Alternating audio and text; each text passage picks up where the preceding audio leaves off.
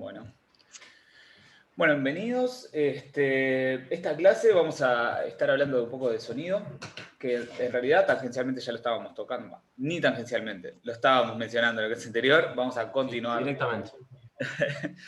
Y esta clase, entonces, en esta clase vamos a hablar.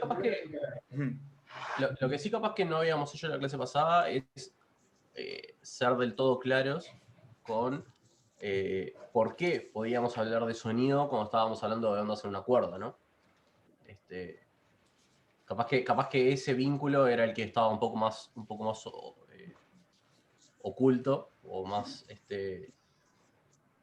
ofuscado en esa aplicación, pero en sí lo que estábamos haciendo era como ya hacer el vínculo entre las ondas de una cuerda que tocábamos. ¿Se acuerdan que la clase pasada pasamos un montón de rato hablando de qué pasaba con la frecuencia fundamental en una cuerda y cómo eso se relacionaba con las notas musicales que nosotros escuchábamos? ¿Sí? Sí. Lo que nunca hicimos es el vínculo de cómo pasamos de una cuerda vibrando a algo que nosotros estamos escuchando. ¿Sí? Y bueno, de cierta manera lo que estábamos haciendo era hacer el puente entre las ondas en una cuerda y lo que están los videos de teórico que Rodrigo subió ahora para la segunda mitad de la semana, y lo que vamos a estar hablando ahora, que son ondas de sonido efectivamente. ¿Sí? Entonces, si ustedes ya vieron los videos, y ahora vamos a hablar un poco más sobre eso, las ondas de sonido son ondas de presión en el aire. ¿Sí? Lo que son partículas de aire, moléculas de aire, vibrando hacia adelante y hacia atrás, ¿sí? Cambiando la presión en el aire.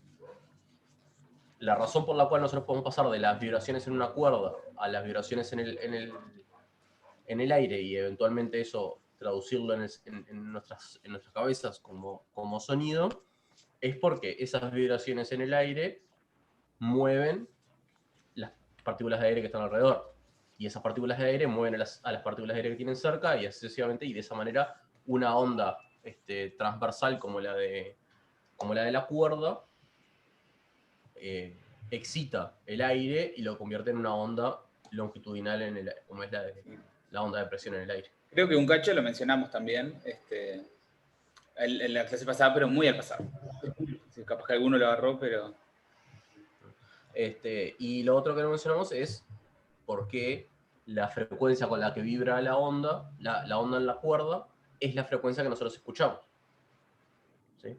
Y eso es porque, fíjense que si es la cuerda la que al vibrar, ¿sí?, agita las partículas de aire, la cuerda está funcionando como si fuera un forzante sobre que genera la onda longitudinal en el aire, ¿verdad? Entonces, ustedes ya vieron cuando vieron oscilaciones que si tenemos un forzante, ¿sí?, la onda resultante o la oscilación resultante va a tener la frecuencia del forzante.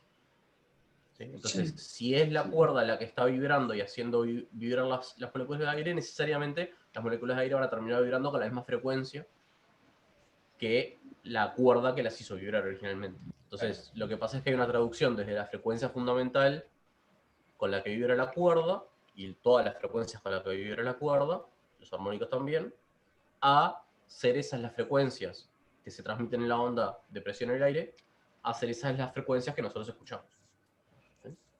Sí.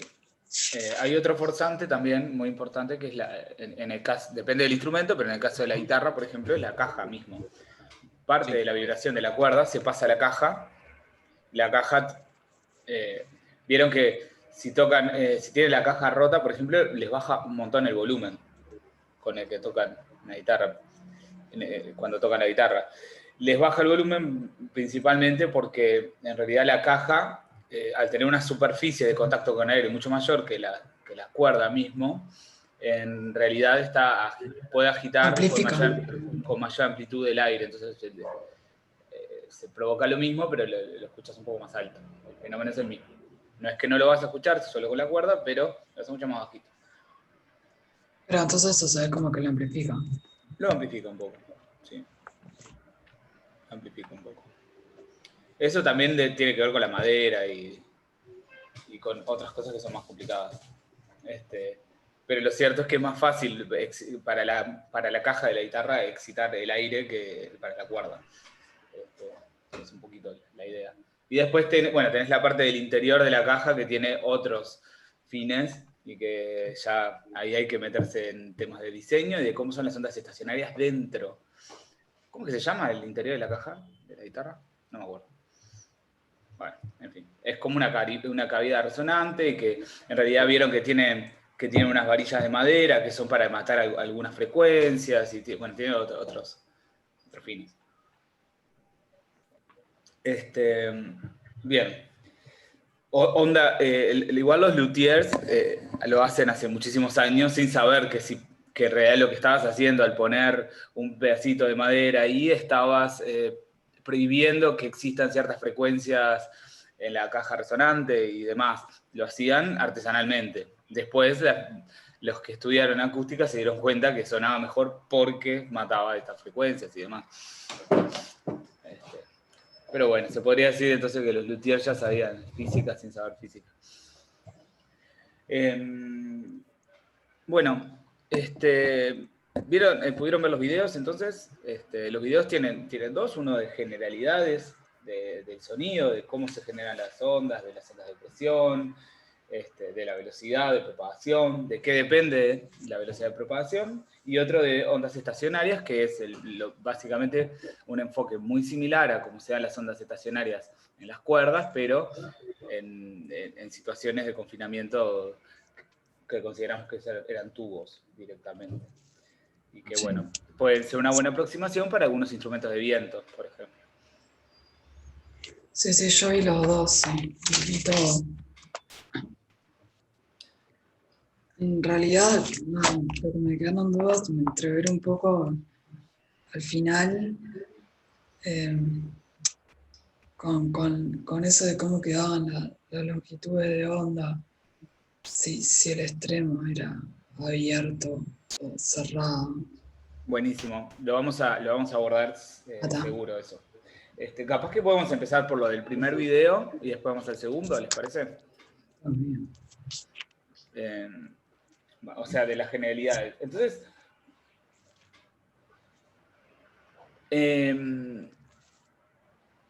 ¿quién nos puede contar por qué las ondas de sonido son ondas de presión? ¿Qué está sucediendo ahí?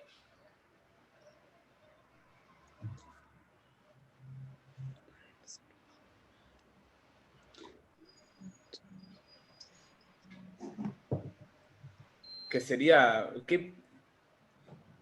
lo que les contaba Fede, de que al mover la cuerda mueve el aire que tiene a su alrededor, y que si la cuerda se está moviendo a cierto ritmo, o sea, con cierta frecuencia, entonces va a mover el aire con cierta frecuencia y se va a propagar una onda de sonido. Ahora, ¿por qué se puede decir que es una onda de presión? ¿Qué está sucediendo físicamente ahí? Porque está vibrando el aire. Está vibrando el aire. Varía la presión del aire. Estoy de acuerdo con Joaquín y de acuerdo con Giselle. ¿Y por qué será? ¿Por qué varía la presión del aire cuando uno lo hace mover?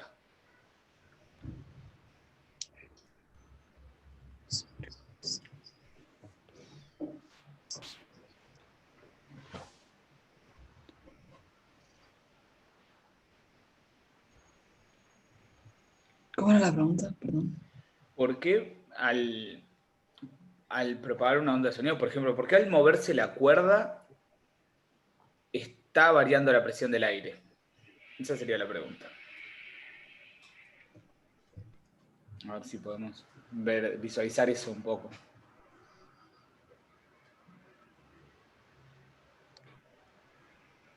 Tiene que ver con el volumen, que cambia el volumen de la sección donde estarían esas partículas de aire que fueron excitadas. No. Bueno, en realidad sí, indirectamente sí. Porque cambia el volumen en el que están confinadas las partículas. Por ejemplo, uno toma un volumen imaginario y si yo tengo una cuerda o no sé, un pistón o algo excitando acá, entonces yo tomo un volumen chiquito muy cerca del pistón y lo que está pasando es que cada vez que el pistón aprieta, entonces el volumen se disminuye, ¿no? Eso se Sí, puede pero sí, visualizar. pero sí, si yo, no sé, si yo hiciera vibrar una cuerda acá, no sé, en la habitación donde estoy, por ejemplo, que es Sí, muy amplio, me refiero a las partículas que están medianamente cerca. claro, las que están inmediatamente cerca. Ahí Y va, luego eso sí. se va a propagar, ¿no? Pero capaz que con el pistón es más fácil, pero con la cuerda Ah, sucede lo bueno, mismo. Sucede lo mismo, solo que en un volumen más chiquito todavía, porque la cuerda tiene una sección bien más chiquita. Eh, Bien, se reduce el volumen y estoy de acuerdo, se va a reducir y ampliar, ¿no? Porque si yo tengo ay, perdón, me cuesta articular porque está reflejada mi cosa. Entonces muevo la mano para un lado y se mueve para el otro. Entonces cuando el pistón se mueve así, en algún momento aprieto, en otro momento suelto, en otro momento aprieto y en otro momento suelto, ¿no? Y le estoy haciendo eso al aire que está inmediatamente cercano al pistón. Y por lo tanto, cuando el volumen se reduce, ¿qué suele suceder? ¿Qué sucede, por ejemplo, tenemos las mismas partículas en un volumen menor? ¿Qué aumenta la presión. aumenta la presión? Y eso lo podemos Mm. ver en función de que hay algo que también aumenta, La no densidad. observable, la densidad. Tiene sentido, ¿no? Volumen más Sí, chico, Sí. sí, hay más partículas sí. por unidad de área. Y ustedes ya vieron que Y nunca... Sí, Fede. fíjense que la presión tiene que necesariamente estar relacionada con la cantidad de partículas que hay en un mismo volumen, ¿no? Si yo en el mismo volumen pongo más partículas, esas partículas aparte se están moviendo, ¿sí? Con una cierta velocidad porque es un gas. Hay ¿Sí? Si mayor pongo densidad. más de ese gas en el mismo volumen, tengo una mayor densidad de gas en el mismo espacio, tengo que tener una mayor presión, ¿no? Sí, Podemos Para todo modelarlo, eso igual, ¿no? La temperatura igual. claro, podemos modelarlo como más ideal, ¿no? Pensar que eh, la presión por el volumen es constante, si el gas es ideal, ¿no?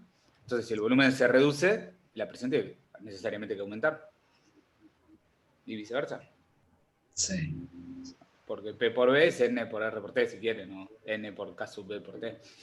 Sí, sí, estaba con eso en la cabeza justamente. Ahí va. Lo único que elimina esa dependencia es que cambie bruscamente la temperatura.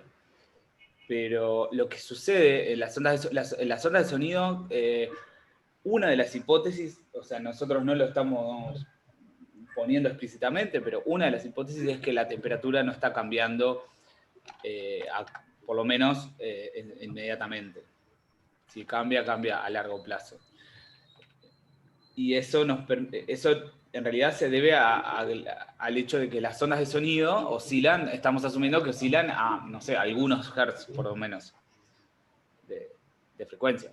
Eso quiere decir que tenemos, yo qué sé, si tenemos un hertz, tenemos que hace una oscilación entera por segundo, ¿sí? Y en realidad un proceso térmico, por ejemplo, porque si uno comprime y expande, eventualmente la temperatura va a cambiar también. Pero es un proceso mucho más lento. Entonces, podría haber una conducción de calor y que se pierda energía por eso y que si hubiese, habría que incluirlo en las ecuaciones de onda cambiarían, sería todo distinto, pero no sucede porque las oscilaciones son tan rápidas que no le da tiempo a ese proceso térmico a suceder. ¿Okay? Eso es algo que para las hipótesis es importante. Bien, entonces entendemos que si disminuimos, o sea, si hacemos vibrar cuando vibra un pistón o un parlante o una cuerda, entonces estamos achicando el volumen y agrandando el volumen en el que está configurado un conjunto de partículas y entonces está aumentando la presión. Nos es útil para la física usar la variable como la presión, pero podríamos usar la densidad si querríamos también, ¿no? Que la densidad aumentara y disminuyera. Sí, pero más fácil con la presión, ¿no? Es más fácil, es más útil en muchísimas aplicaciones verlo como una onda de presión. Sí. Pero podríamos pensarlo como una onda de Como una onda densidad. de densidad. Sí, claro. Este, O sea, es más, podríamos agarrar la onda de presión, como nosotros las escribimos, ¿sí? Con la forma de sinusoidal, de coseno, de seno, pero en la presión, y usar la ley de gases ideales para convertirlo en una onda de densidad. Sin mayores inconvenientes. Estaríamos haciendo un montón de suposiciones en esa transformación, ¿no? Un montón de suposiciones. Estaríamos dejando muchas cosas como barriéndolas abajo de la alfombra. Claro, te daríamos errores eso. Sí, pero porque... O sea, sí, si nosotros lo que después quisiéramos medir es la densidad, por ejemplo. Si nosotros después lo que tuviéramos por ahí fueran, en vez de medidores de presión, como suelen ser todo lo que mide vibraciones, en realidad son medidores de presión, porque lo que hacen es capturar, o sea, lo que hace los micrófonos y todo lo que recibe sonido en realidad son membranas que vibran, y eso en realidad de cierta manera son medidores de presión, no medidores de densidad. Pero si nosotros tuviéramos de alguna manera una especie de micrófono que fuera un medidor de densidad de aire, ¿sí? Fuera como fuera que eso funcionara, y nosotros lo que estuviéramos viendo si era la densidad y usáramos las ecuaciones de presión y las transformáramos a densidad, estaríamos cometiendo más error. Como en realidad nosotros todo lo que usamos para medir una intensidad de sonido son medidores de presión, directa o indirectamente, porque son a todos los efectos membranas que vibran.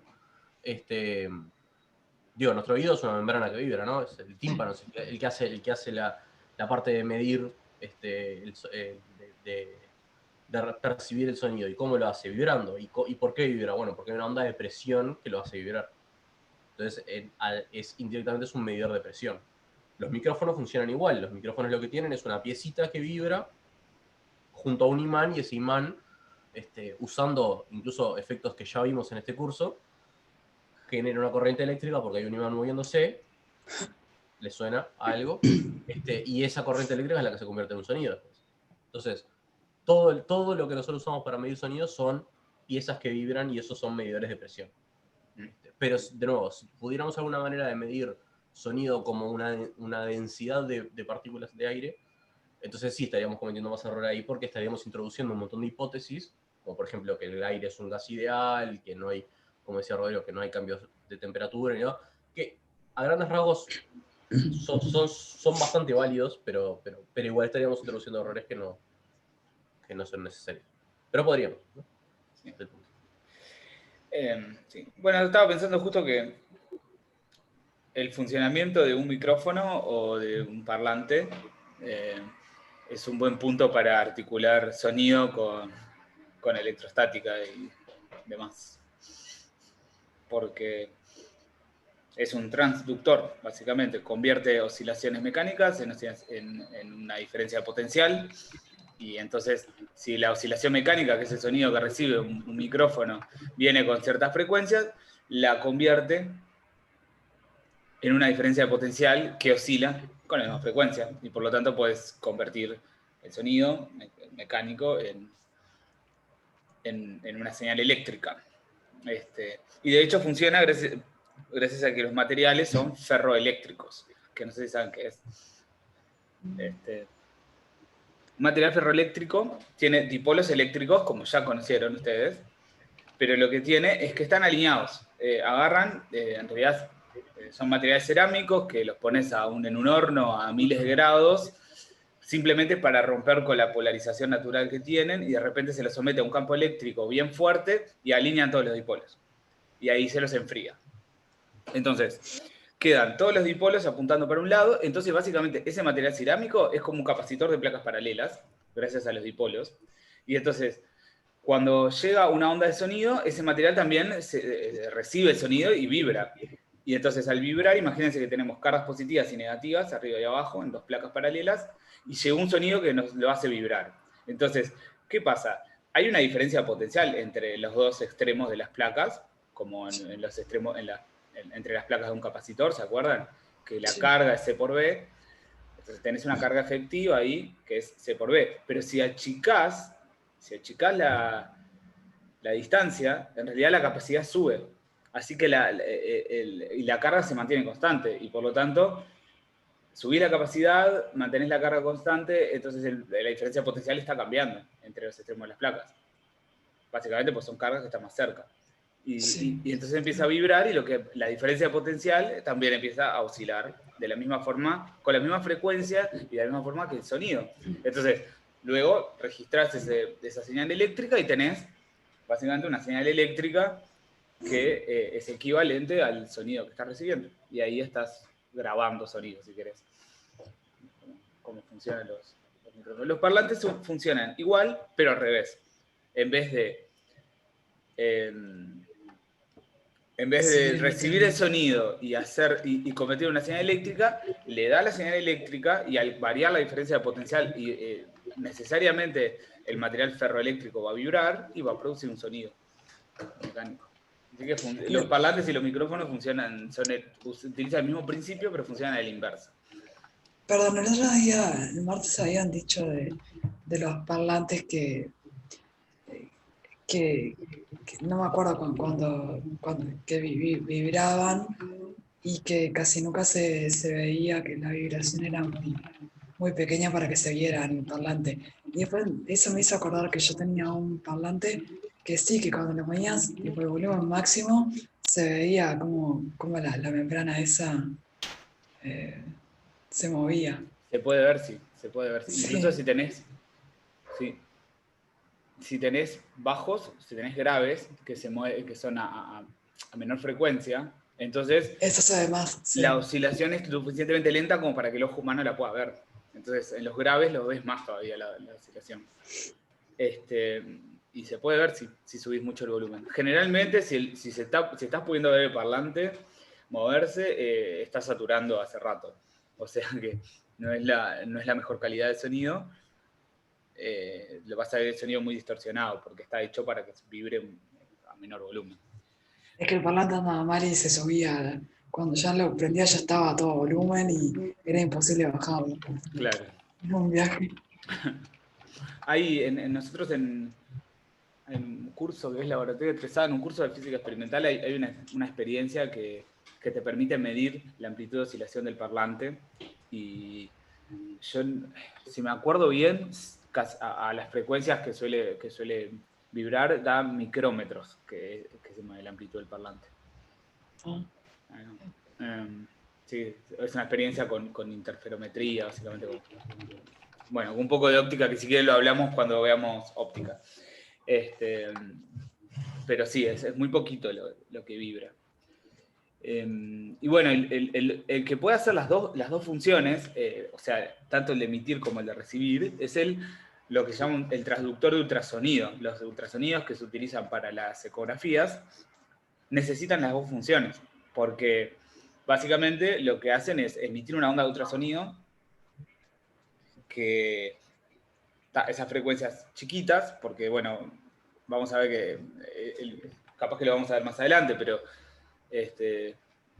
a frecuencias muy altas, porque necesitamos una longitud de onda chiquita para que haya reflexiones, para que la onda, si tiene una longitud de onda chiquita, va a reflejarse ante cuerpos no tan grandes. Si no necesitas un cuerpo demasiado, si la longitud de onda es muy grande, la onda necesita chocar contra un objeto muy grande para rebotar, básicamente. Entonces, el transductor de ultrasonido emite una onda de ultrasonido que va por ejemplo, si querés ubicarla, un feto, por ejemplo, va a rebotar porque cuando llega al feto, porque va a haber un cambio de medio, va a cambiar de cierto líquido a esa zona, y entonces va a haber una onda reflejada que el ultrasonido va a recibir. Entonces tiene que poder emitir, o sea, convertir vibraciones eléctricas en ultrasonido, que eso lo hace, y emite, pero luego las oscilaciones mecánicas que recibe, o sea, las ondas de ultrasonido rebotadas, las tiene que percibir y también traducir a una señal eléctrica. Y bueno, y con eso podés ubicar, por ejemplo, la posición de ciertos objetos que quieras formar. Entonces, el ecógrafo hace eso desde distintas ubicaciones y ahí va reconstruyendo dónde estaban los bordes, que es donde se rebotaron las ondas de ultrasonido, y reconstruye el feto, básicamente. Pero eso pasa igual con otro tipo de ecografías, o sea, funcionan todas igual. El principio es igual. Lo que no sé es si tecnológicamente cuántas variantes hay, no conozco. No sé, yo vi la llamada con Dopplers y Ah, bueno, pues si hay Sí. Doppler, ahí ya funcionan con otras cosas. Ah, pensé que era, que era la misma. Bueno, porque hay unos que son blanco y negro y otros que son color y no sé qué. Y el traductor es diferente. Ah, bueno. Tengo un Tendría, ecodoppler cardíaco que de uno, no sé, abdominal. tendría que leer sobre cómo funcionan las Doppler, pero bueno, supongo que utiliza el efecto Doppler para algo. Ahora, cuando veamos efecto Doppler, entonces voy a chequear, así les cuento un poco cómo funciona. Sí, yo ahora no tuve tiempo de mirar ni leer. De hecho, tenía un libro de ecodoppler, pero en realidad era toda la técnica ¿No? que lo regalé. No era la parte física. Claro, pero está bueno eso. Voy a chequearlo para cuando veamos efecto Doppler, entonces, como aplicación. ¿Vos conocés ecodoppler, Fede? No, Por ni eso. idea. Pero bueno, interesante que también utilicen efecto Es que Doppler. creo que son parecidas a la ecografía de las embarazadas. Pero nada más que eso, Ah, no corazón. sé mucho más que lo que ya teníamos, por ejemplo, en algunos ejercicios de años anteriores, que es usar Doppler para medir, por ejemplo, flujos sanguíneos y eso. Pero no sé exactamente. Este te devuelve sonido, además. No, sí, claro, obvio. Sí, sí. Todo esto. La medición de flujo sanguíneo también. También es efecto Doppler por ultrasonido. Pero no sé exactamente cómo funciona el ecodoppler. No sé exactamente en esa aplicación cómo funciona. Sí. Lo que utilizan Javier y Cecilia no es Doppler, ¿no? Simplemente utilizan Lo de las arterias tapadas. sí, no, utilizan simplemente la Hacen técnica PIB nomás. básica. No, aparte Hacen- PIB, sí hacen PIB, pero además lo complementan con medidas de ultrasonido también. Ah, bueno, no sabía. Claro, No sé qué. No por sé. eso está Javier ahí. Ah, sí, bueno, sí, tiene sentido. Pero, Porque sé que les da otra pero no información, sé qué hacen con el ultrasonido. pero creo que no hacen Doppler. Simplemente lo que hacen es lo que es interferometría speckle, viste que manda el principio básico de la ecografía. Sí, sí, Mandás sí. la onda, ves dónde rebotó y en función de eso tenés información de qué pasó en el medio. Pero bueno, y bueno, volviendo un poquito a lo nuestro, entonces tenemos que sonidos son ondas de presión. De hecho, una onda de sonido, una onda plana de sonido la vamos a poder escribir como acá, como lo puse, para que me voy a spotlightear un segundito. Como acá justo tengo todavía escrito la onda plana en una cuerda, la onda viajera, I de Tx igual a seno de Kx menos omega t. Una solución de una onda de sonido, la vamos a poder escribir así, una onda viajera, pero en vez de la altura, que es la variable que está oscilando y propagándose, lo que vamos a poner es la presión. O sea, en vez de ser I de Tx va a ser la presión de Tx. En realidad, más que la presión, vamos a tener la sobrepresión, que es la presión medida desde el punto de equilibrio de la presión, ¿no? Porque, por ejemplo, yo estoy acá, tenemos el aire a presión atmosférica, y entonces esa presión está esa sería, la presión atmosférica sería el cero acá. Y luego, cada vez que yo hablo, voy a generar, no sé si medimos la altura, la presión como función del tiempo, y bueno, vamos a tener una oscilación. Si yo pudiera emitir una frecuencia única, cosa que es imposible para nosotros, tendríamos una oscilación así con una frecuencia única.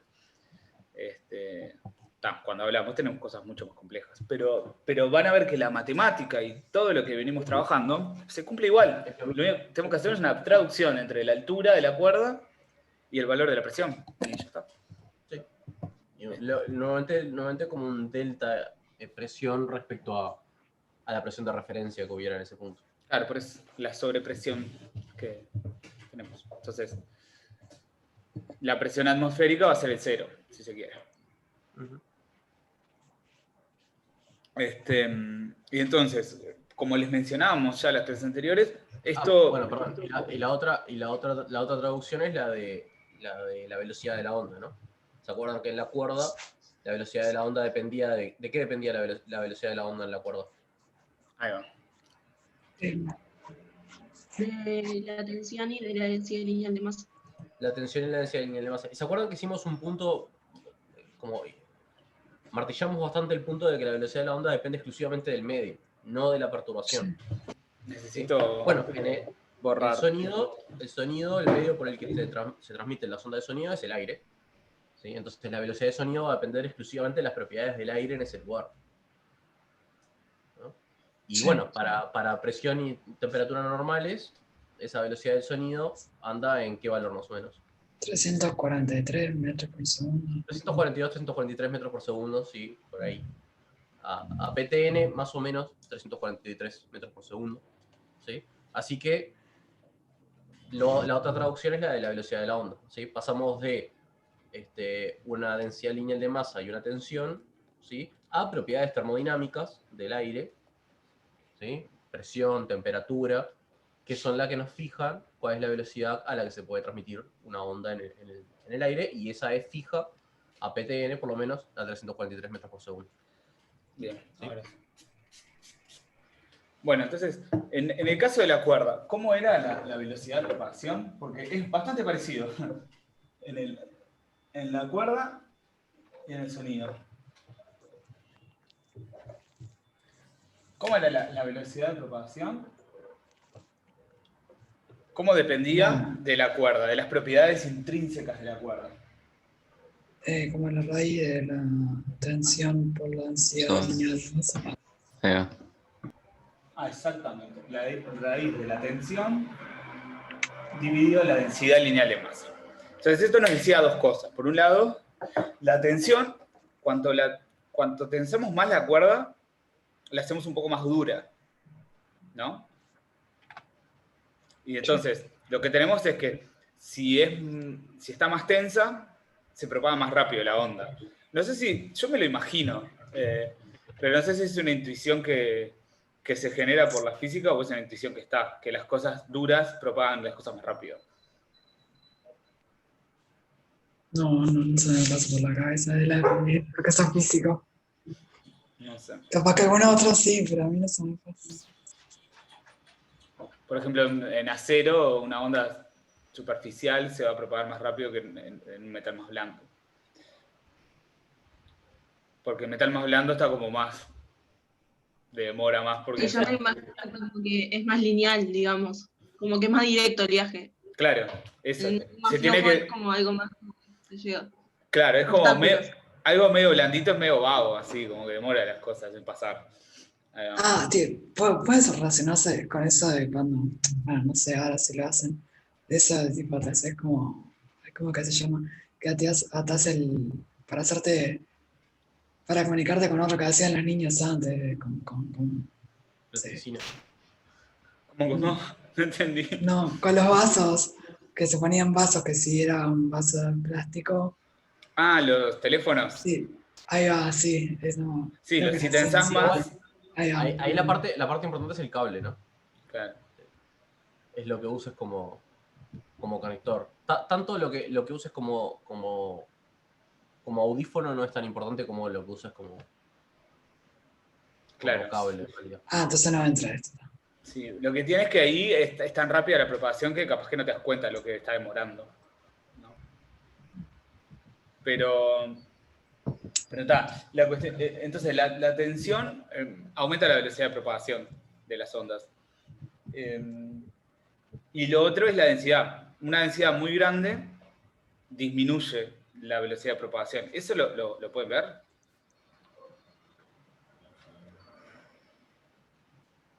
Sí. O sea, porque algo muy denso quiere decir... A mí esa siempre es la parte que más me cuesta. Yo me lo imagino por el lado de que las oscilaciones se están transmitiendo cierta energía cinética y tienen que, pero por ejemplo, es una onda transversal, entonces tenés que, al final terminás moviendo partículas. Y si tenés más partículas por unidad de volumen, vas a demorar más en moverlas. No estoy seguro si esa aproximación funciona para todos los casos igual. Pero en el sonido me lo puedo imaginar. Un sonido, algo más denso, vos tenés que hacer oscilar el conjunto de partículas que está en cada pedacito de volumen, lo tenés que hacer oscilar, y si tenés más partículas, tenés que hacer oscilar más partículas y eventualmente vas a demorar más.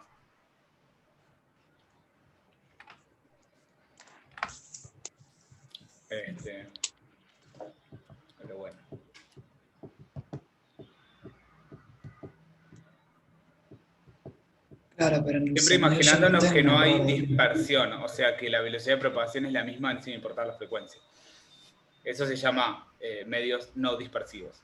Los medios dispersivos tienen otra propiedad bien particular, que es que si la onda le cambia la frecuencia a la onda, te cambia la velocidad de propagación. Entonces ahí ya esa relación de que la velocidad de propagación es única, no marcha. Y ahí pasan cosas raras. Pero bueno, no nos metemos con medios. No vamos a meter en eso. Pero bien. Pero Vamos bueno, la cuestión es que... Todos bien comportados. La cuestión es que algo más denso, pero propaga más rápido, algo más denso, propaga más lento. O sea, algo más duro. Y bueno, en el sonido un poco pasa lo mismo. ¿De qué depende la velocidad de propagación? Yo le puse B, pero le estábamos llamando C, ¿no? Sí. ¿Cómo es en el sonido? Estaba en... No, es K sobre la densidad del aire. Ah, no. Sí. Bueno, Que pero K ese termina era- siendo bastante parecido, ¿no? Raíz del módulo de compresibilidad Es, dividido la densidad del aire. O sea, la densidad se sigue conservando, o sea que algo más denso se propaga más lento. Y luego tenemos el módulo de compresibilidad. ¿Qué relaciona el módulo de compresibilidad?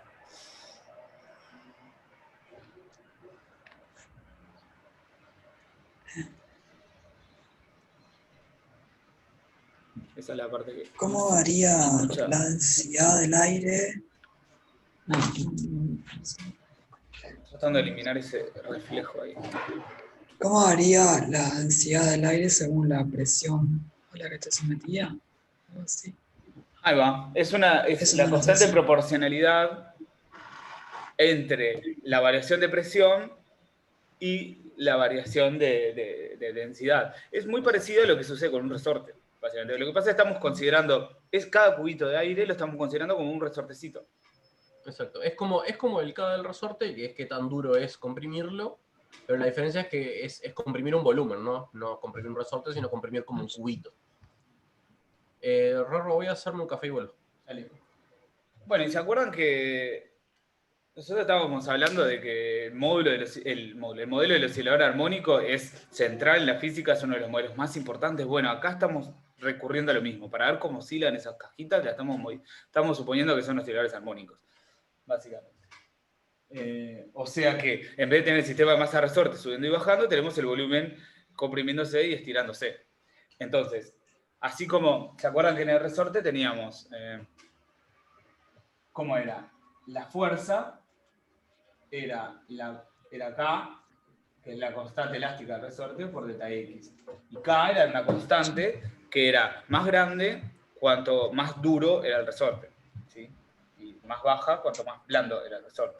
Entonces, nos relaciona la fuerza que... ¿Cómo se...? O sea, si nosotros le aplicamos una fuerza F, si la dividimos entre K, nos dice cuánto se deforma el resorte, ¿sí? El delta X. Bueno, básicamente, en cada cubito de aire estamos haciendo lo mismo, diciendo, si en vez de una fuerza, como es un volumen, yo le aplico una presión, delta P, ¿sí? Y eso lo defino como K por la variación relativa de densidad, o sea, delta ρ sobre ρ. No sé si se ve ahí. Hasta los reflejos, eso me está matando, Sí. pero... Ah, ya sé qué es. Sí, bastante. Pará.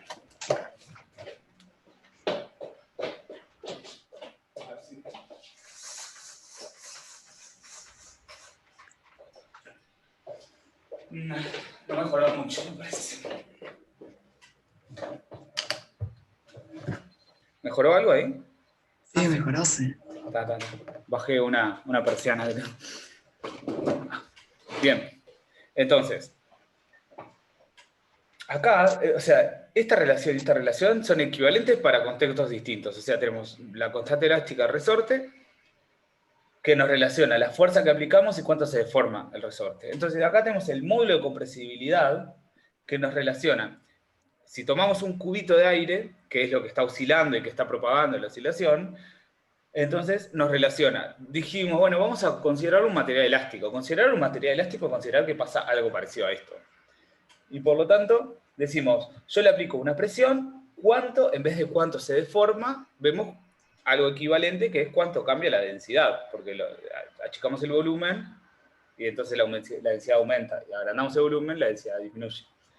Y la constante de proporcionalidad entre la delta P, es un delta porque estamos cambiando la presión respecto de la presión atmosférica, la variación de presión que aplicamos, qué efecto tiene en la variación de densidad.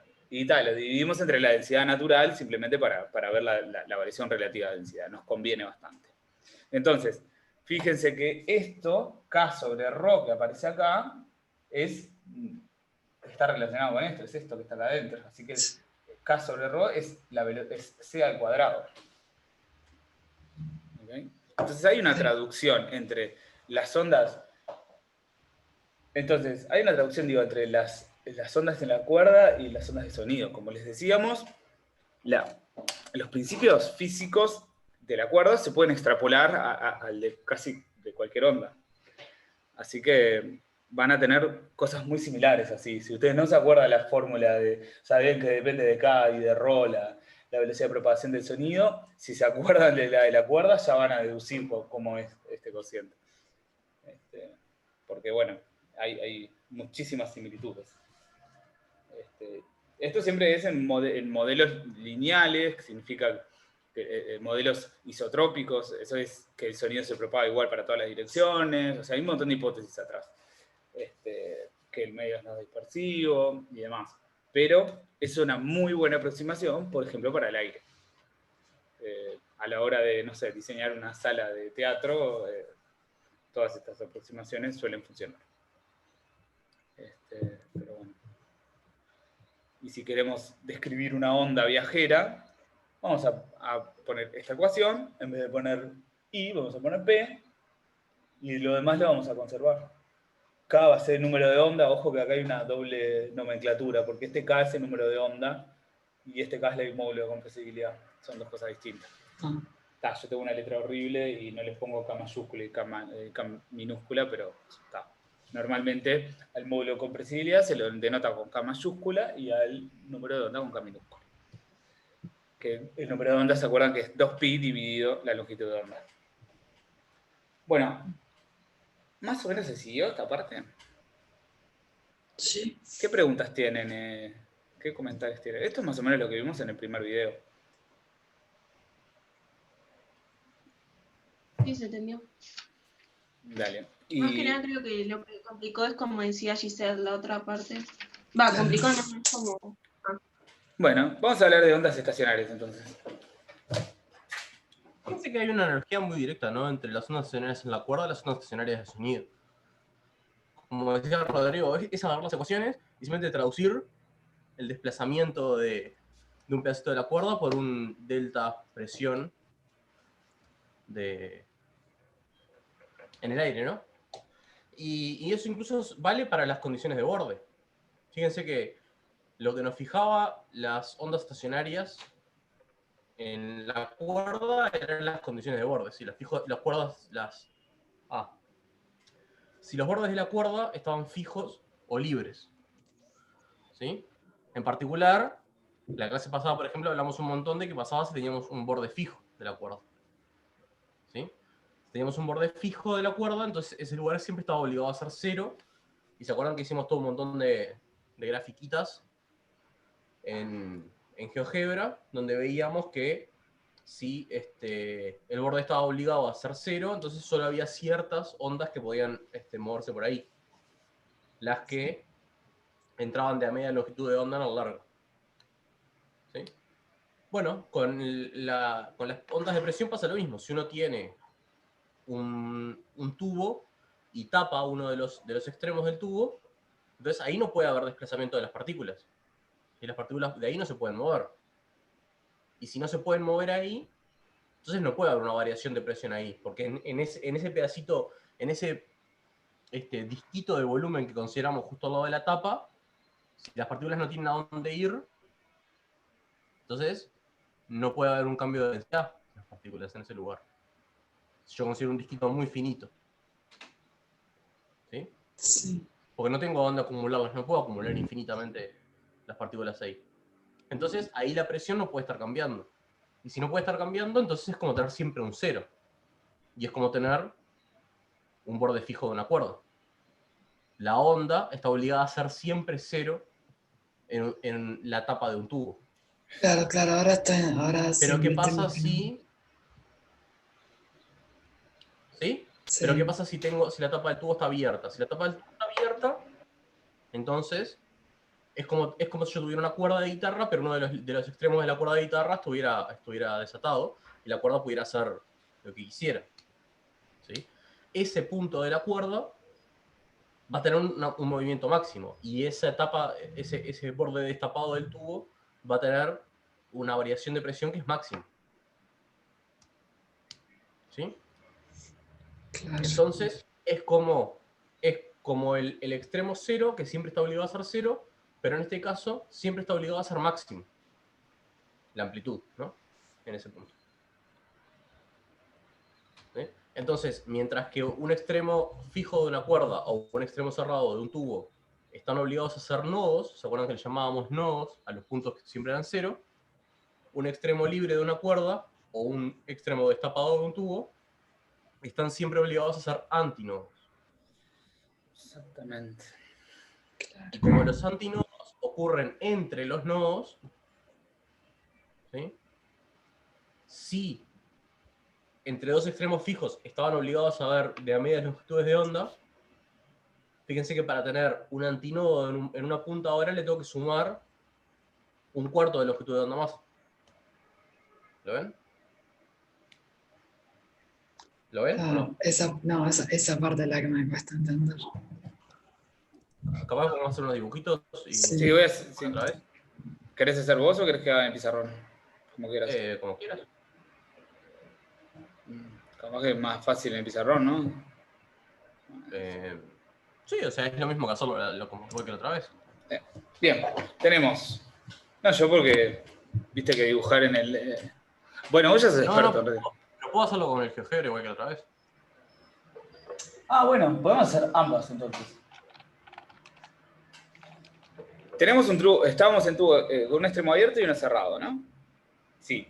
Entonces, ahora, ¿se acuerdan que en el GeoGebra Federico les estaba dibujando ondas ahí? Pero ahí lo que estaba mostrando es qué pasa cuando uno saca una foto de la onda, le saca una foto y ve cómo está la onda, ¿sí? Pero dibujaba ondas que subían y bajaban. Y ahí la altura, lo que estaba representando era la altura de la cuerda, directamente. En este caso vamos a hacer la misma representación, solo que con altura, cuando estemos graficando acá, vamos a representar a la presión, al máximo valor de presión que puede tomar. Sí. ¿Ah? Entonces, por ejemplo, si nos paramos acá, vamos a representar acá la presión cero. Y nos vamos a mover para arriba cuando la presión sube y para abajo cuando la presión baja. Ahora, el hecho de que este extremo esté fijo, como les decía Federico, hace que la presión, si tenemos ondas estacionarias, ¿se acuerdan que en ondas estacionarias tenemos nodos, tenemos antinodos? Bueno, estamos forzando que esto sea un nodo.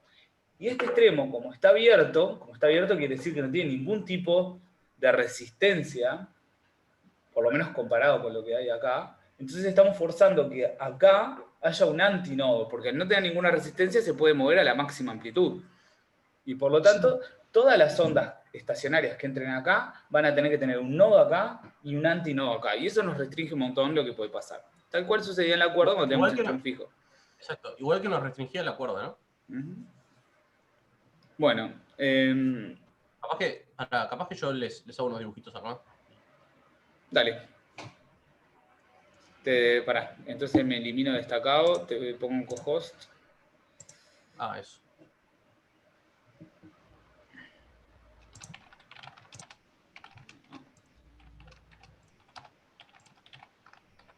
Ahí, y ahí ya está.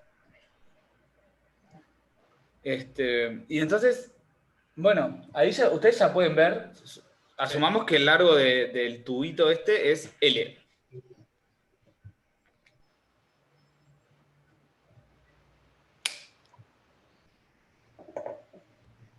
¿Se acuerdan que la clase pasada habíamos visto este tipo de ondas, ¿no? Las que estaban obligadas siempre a ser cero en los extremos. Sí. ¿verdad? Igual justo en el caso de sonido, el tubo cerrado abierto es el que tiene cosas más raras. El abierto es el más fácil, creo. Sí. Pero está. Pero, a ver, pará, capaz que incluso podemos hacer una cosa, vamos a hacer así. Vamos a hacer como dijimos la otra vez y podemos fijar el largo. Así vemos qué pasa cuando cambia el largo, ¿no? Esto va entre 0 y vamos a poner 10. No, vamos a poner 0 y 5 así.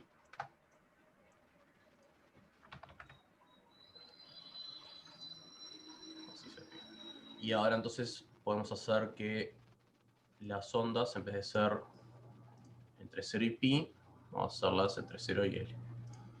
¿Sí? ¿Se acuerdan que la onda, si uno sacaba una foto a un tiempo fijo, la parte que multiplicaba el x era 2pi sobre lambda? ¿Se acuerdan? ¿Sí?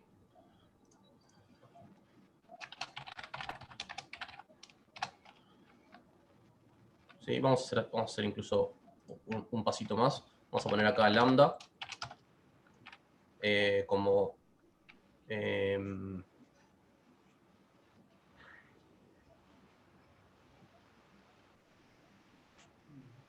vamos a poner 2pi sobre L. No, vamos a hacer así. Y a ver si... A ver si lo puse bien o me comí un 2 en algún lado. Si ahora hago 2pi x sobre lambda entre 0 y L. No, me faltó algo.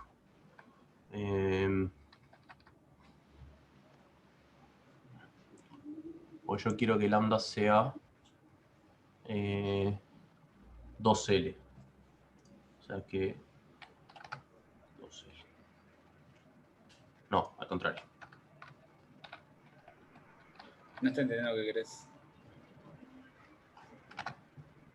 Ay, ¿qué? Estoy haciendo cualquier cagada, ¿no? Sí. Ah, quería poner un parámetro de lambda y poder mover el lambda directamente, pero no importa. Esto me queda entonces... o sea, yo quiero que el lambda sea igual a 2L, ¿no? Para que en el largo haya medio de lambda. ¿Sí? Así que quiero que sea 2pi por x. Ah, eso es lo que quería hacer. Quiero que lambda sea 2L. Vamos a decir. Ahora sí. Y ahora quiero 2pi sobre lambda por x. Entre 0 y L. Esto es lo que quería. Vamos a cambiar el largo. Ahí está. ¿Se acuerdan que teníamos esto, no? Ya teníamos una onda que estaba fija en los extremos. ¿Se acuerdan? Y esta era la más chica, que era cuando la longitud de onda era 2 veces el largo. Es decir, que en un largo entraba media longitud de onda. ¿Sí? Las otras posibilidades que podíamos tener era si... Esto es lo que quería hacer, ahora sí me salió. Si la longitud de onda entraba entera en el largo. ¿Sí? O si entraba una longitud de onda y media, que esto es lo mismo que ser 2 tercios de L. Eso. ¿Sí? Recuerdan que eso es lo que podía pasar, ¿no? ¿Sí? Incluso vamos a dejar así y puedo hacer otras. O sea que esto es 2pi sobre lambda por x entre 0 y L, pero el lambda ahora quiero que sea la mitad, ¿no? Ahí va, eso. ¿Sí? O quiero que sea un tercio.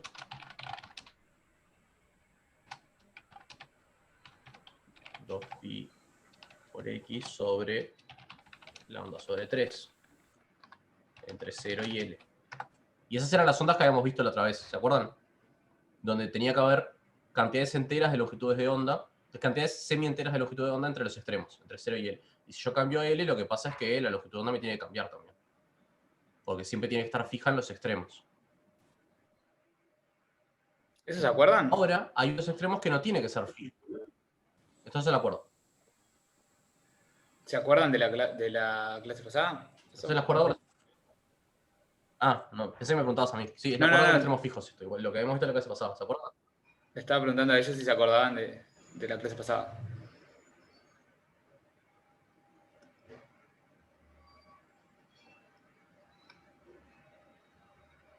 Ahí va. Ahí va. Entonces, los dos extremos fijos imponían que los extremos sean nodos, o sea que, como en una guitarra, y por lo tanto eso te permitía que solo estos tipos de ondas estén ahí presentes. Y luego las combinaciones de ellos. Pero ondas de una única frecuencia van a ser esas. Le cambié ahora y le puse lambda 0, ¿sí? Era la lambda más grande, ¿se acuerdan? Lambda 0, y las siguientes serán todas subdivisiones de esa lambda, de manera que siempre entrarán de un medio. ¿No? Pero ahora fíjense que yo ahora, si tengo un extremo que está fijo y el extremo en L, ¿sí? No tiene que estar fijo, sino que tiene que ser máximo. Entonces ahora, miren la gris, ¿sí? Ahora, la longitud de onda no tiene que ser 2L, porque en este punto, que es en L, ¿sí? La onda no tiene que ser 0, tiene que ser un máximo. O sea que este punto de la onda es el que tiene que estar en L. ¿Lo ven? O sea que ahora ya no me entra solo media longitud de onda en el largo. Me entra un cuarto de longitud de onda en el largo. ¿Sí?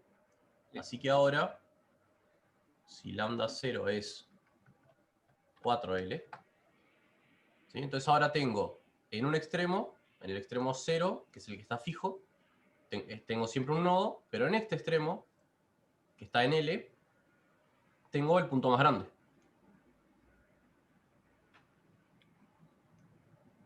¿Se ve eso? ¿Lo ven? Sí, sí. Eso es ¿Sí? lo más largo que puede entrar. O sea que una Eso es lo longitud más de largo que onda. puede entrar, porque si pongo una longitud de onda más larga, no llega a estar el máximo en L. Va a estar algún punto de acá en el medio. No puedo.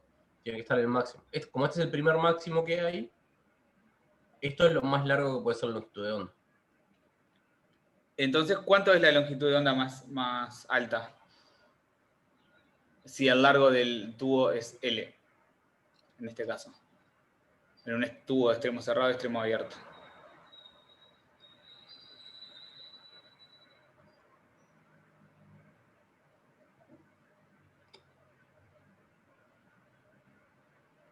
O sea, de esta onda misma, ¿cuál es la longitud de onda?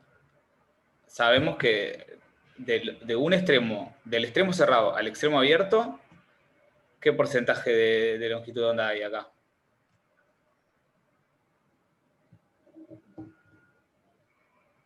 Imagínense cómo tiene que seguir la onda hasta llegar a un cero de vuelta. ¿Dónde estaría la siguiente vez que se repite la onda? ¿En qué distancia? Un cuarto. Ahí va. El lambda, el L es un cuarto de la longitud de onda. Ahí va. ¿Sí? Fíjense, si ustedes ponen este pedacito y después el siguiente, llegan a un cero. Y después ponen dos veces más eso, que están por abajo del eje de las X, y llegan de vuelta a un punto igual que este, que es donde se empieza a repetir. Ahí va. ¿Sí? O sea que esto es un cuarto de la longitud de onda. Y lo ven acá, ¿no? Lambda es 4 veces L. El lambda más grande, que es este lambda 0 que le llamé, es 4 veces L. ¿Sí? La onda se completaría recién en 4 largos del tubo. En un largo del tubo hay solo un cuarto de la onda. ¿Cómo va a ser la siguiente? ¿Cuántos pedacitos de lambda voy a tener en la siguiente onda? Lambda 1 para que quede bien con la ecuación. Si no hay que sumar ni restar 1. Bueno, Ahí va. okay. ¿Cuántos pedacitos de lambda entrarían en la siguiente onda que cumpliría que en el largo L hay un máximo? Sí, ese es tricky. Aparte. Sí.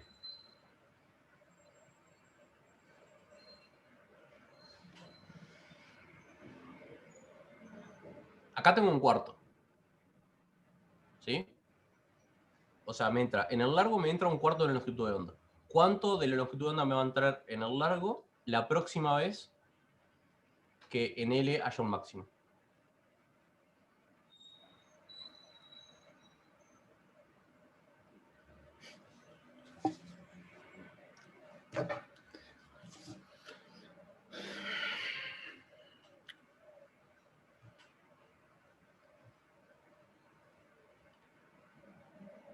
¿Alguien?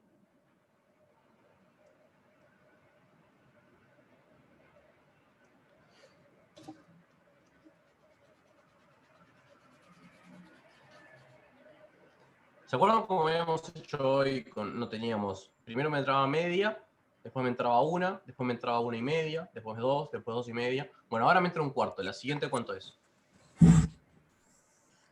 Disculpe, me completo la explicación porque se me apagó la computadora. No me recalentó, se me apagó.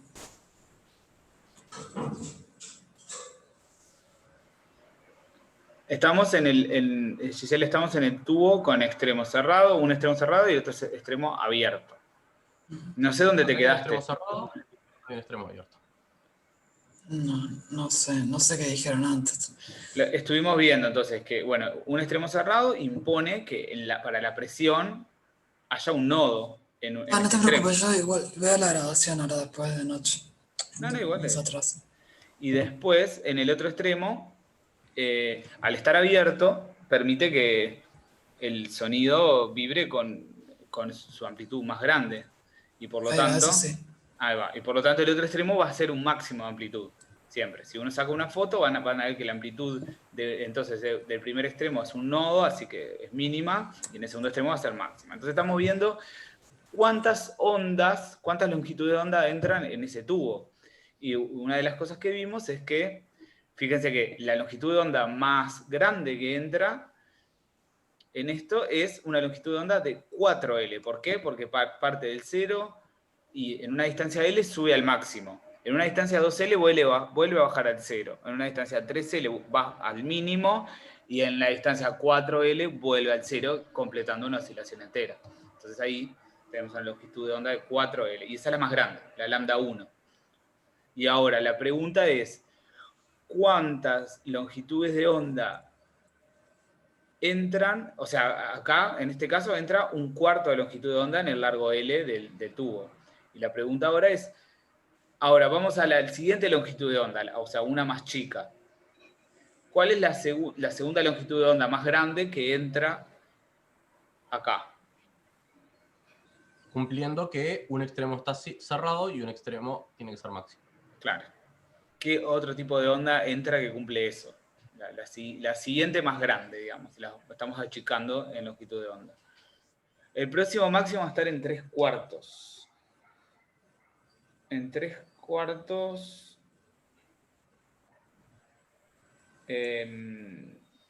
Sí, está bien. En 3/4 de su longitud de onda. Explícalo. Ahí va. Tiene razón Oriana, ¿no? Perdón, le estaba dando El próximo máximo te referís a la distancia L, Oriana. Exacto. Tiene razón Oriana. ¿Sí? O sea, a distancia L hay 3/4 de longitud. Exacto. Si acá había un cuarto de longitud de onda, si yo ahora pongo un lambda tal que en el largo entra media longitud de onda, voy a estar en un 0 de vuelta. ¿Sí? Y un 0 no me sirve porque tengo que estar en un máximo. Así que Eso es lo que yo no entiendo. Fíjate Claro. que cada un cuarto de longitud de onda estás en el máximo. Si sumás otro cuarto de longitud de onda, estás en un medio de longitud de onda que sabemos que es un 0, porque era la condición en la que estábamos hoy. Sí. Más otro cuarto, o sea, cada un cuarto de longitud de onda Voy al pasás máximo. a un 0, a un máximo, a un 0, a un máximo, a un 0. ¿Sí? Y si yo tengo 3/4, entonces estoy en un 0. Bueno, máximo, máximo. Este es en un En máximo. un máximo, exacto. Así que, ¿Sí? Así que capaz que fíjense, podés dibujarla. voy a poner una que no es, que es esta. Porque esta tiene lambda sobre 2, que significa que es un medio. Así que esta es la única que sirve. Pero esta, sí. ¿La ven? Soy hasta el máximo ¿Sí? y después bajo. Esta es un máximo. Acá está media longitud de onda. Y acá está 3/4 de la longitud de onda. Y está en un máximo. Claro. Sí, vieron que acá, digo, decir máximo, decir mínimo es lo mismo porque dejas pasar el tiempo y eso va a oscilar, ¿no? De máximo a mínimo. Exacto. Y la siguiente, Así que tenemos la lambda 1, ¿cuánto era? 4L, ¿no? Y la lambda 2, ahora, esta segunda, ¿cuánto vale la longitud de onda en este caso? En función de L. ¿Pero por qué 4L? La primera porque lambda, si el largo de este tubo es L y entra 1/4 de la longitud de onda, claro, entonces toda la longitud de onda Está. entra en 4 veces L. claro. Y esta, Bien. ¿Y esta cuánto vale? 4L sobre 3. exacto, Lucía. 4L 4L sobre 3, ¿qué es esto que está acá? ¿Lo ven? Es esto que está acá. Es lambda 1 sobre 3. No lambda 1 sobre 2. Esta, dijimos que esta no funcionaba. Porque 4L sobre 2 es 2L, que ya sabíamos que era una de las que tenían los extremos fijos. Así que esta no sirve. Pero esta que es 4L, que es lambda 1 sobre 3, sí me sirve. ¿Y 4L sobre 4 sirve? Eso. ¿Cuál es la siguiente? ¿4L sobre 4 me sirve? No, No. ¿Por qué no? dirías 4L sobre 5. Ah, ahí va. La siguiente es 4L sobre 5. Así que vamos a dibujar y vamos a ver que no me sirve. Son solo números impares, ¿no? Exacto. Son todos los armónicos Exactamente. impares de... Bueno, hay una correspondencia, cuando hablamos de longitud de onda podemos tener frecuencias también, ¿no? Hacemos C sobre lambda y tenemos la frecuencia correspondiente. Eso lo tienen en los videos. Sí. Pero entonces, por las características geométricas de este tubo, solo se permite 4L dividido un número impar de longitud de onda. Así que hay una correspondencia con las frecuencias que hace que aparezcan solo las armónicos impares de la frecuencia fundamental. ¿Se acuerdan que los armónicos eran los múltiplos? ¿Verdad que hice cagada? ¿Qué escribí? Ah, no, porque escribí. Me puse un lambda acá.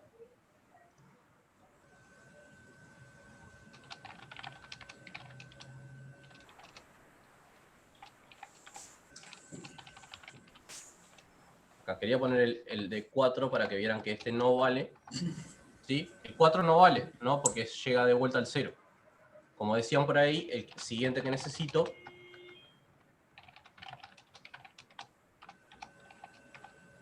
Claro. es dividido 5. ¿Sí? Voy a borrar el verde este. ¿Sí? ¿Ven? Entonces pasamos a tener 1/4 de longitud de onda adentro, a tener 3/4 de longitud adentro, a tener 5/4 de longitud adentro. ¿Sí? ¿Y el siguiente cuál sería?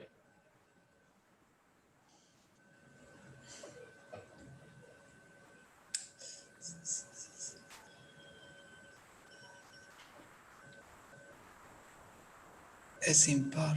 ¿Cuál sería Pero el siguiente, entonces?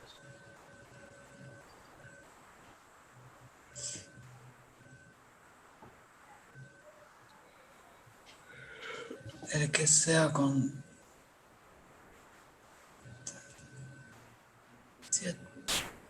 7L. Exacto. El que sea con 7/4, ¿no? Pero Acá vamos a poner.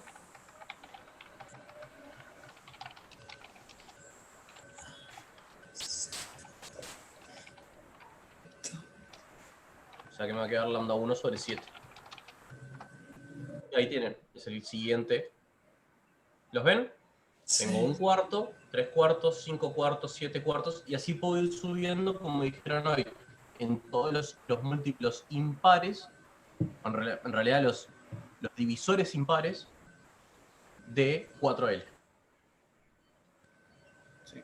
¿Sí? O sea, 4L sobre 1, que es 4L, 4L sobre 3, 4L sobre 5, 4L sobre 7. ¿Sí? Dividiendo entre los impares dividiendo 4L entre los enteros impares. Eso. Esos son todos los que hacen que en este extremo del tubo tenga un máximo de la longitud, de la amplitud.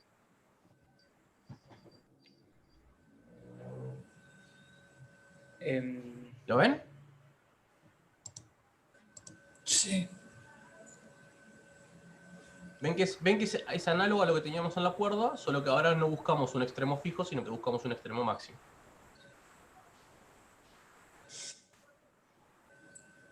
Sí. Claro. Y si queremos hacer una fórmula general entonces de las longitudes de onda, para... Si queremos escribir la enésima longitud de onda que entra, correspondiente al enésimo armónico,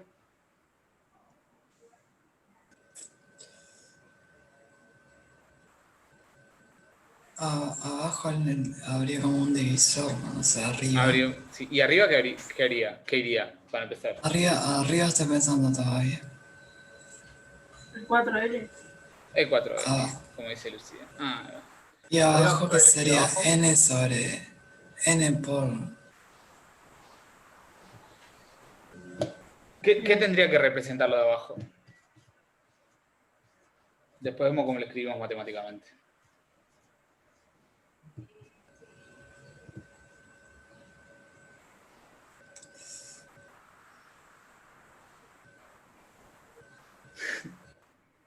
Es un N que es impar. Es un n que es impar, exacto. Es un n que es impar. La forma de ¿Cómo se poner escriben eso, los impares? hay una forma general muy fácil.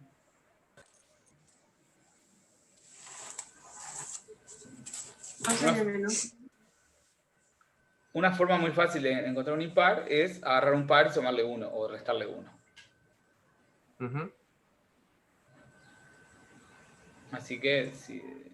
Un 2N menos 1. Ahí Un va. 4. 2n menos 1 está perfecto. Ahí.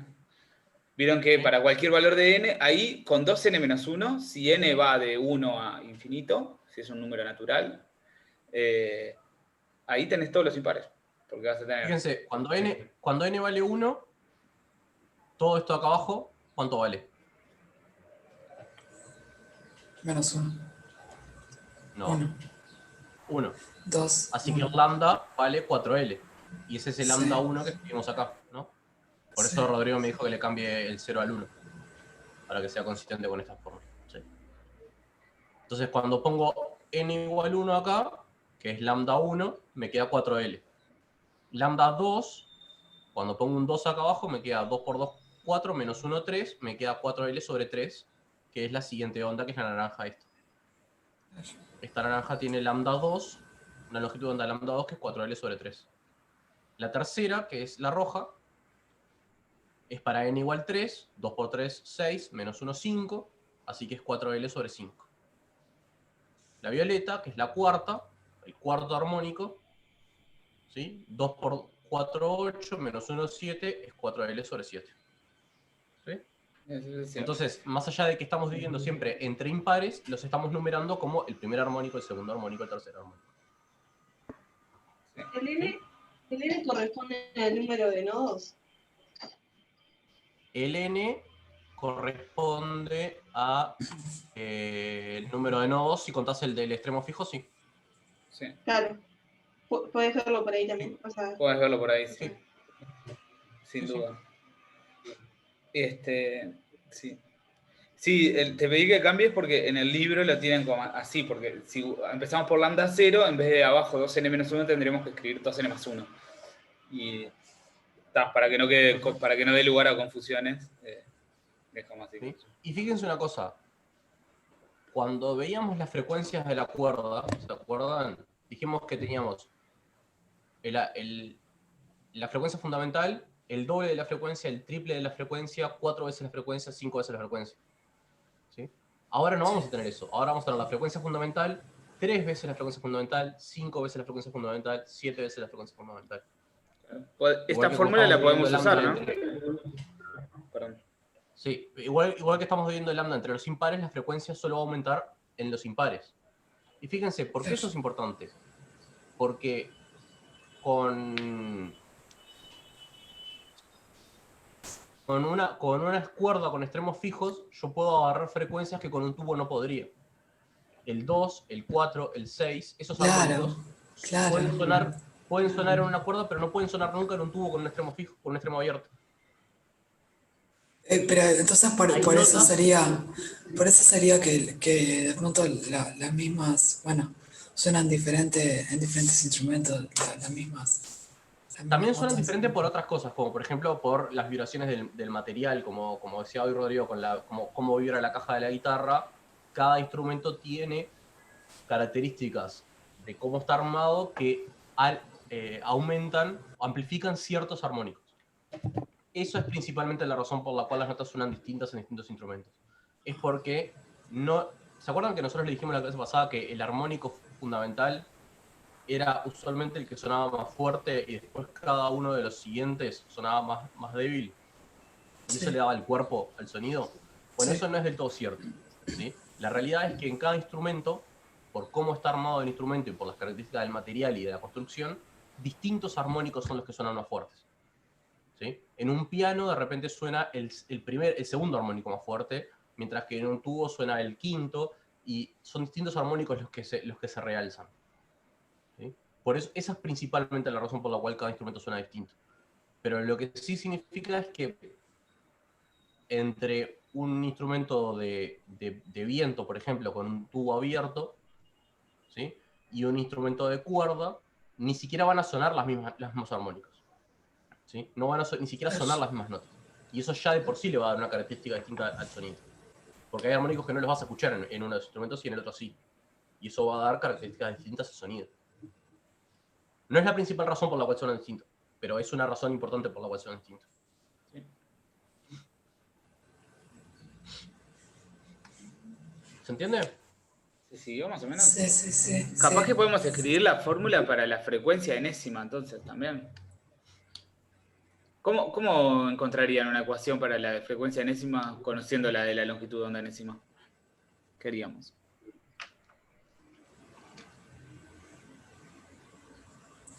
Capaz que eso, que es más escribir, lo puedes hacer en el pizarrón, o así no tengo que escribir con el mouse. Sí, obvio.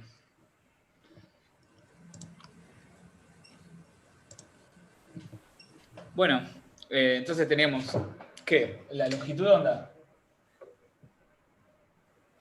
enésima que entra, o sea, el armónico n, ¿cómo nos quedaba entonces? Nos quedaba 4L sobre 2N menos 1. Sí. Sí, y ahora con esto queremos ver una expresión para la frecuencia del enésimo armónico que entra. Que acuérdense que son los impares. Entonces es...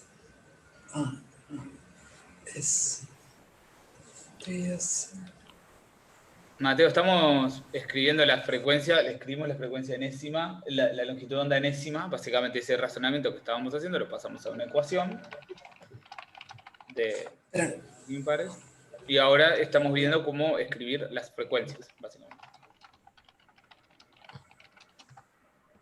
Pero vos lo que estás diciendo, una general, no sé, yo lo divido entre C y ya está, tipo de despejarlo de la ecuación de C igual a lambda por F.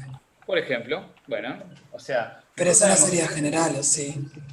Es general, sí, porque es lambda por F. Y ya tenemos una expresión para la lambda. Así que la frecuencia enésima, o sea, de acá sabemos que la frecuencia del armónico enésimo va a ser C sobre la longitud de onda enésima.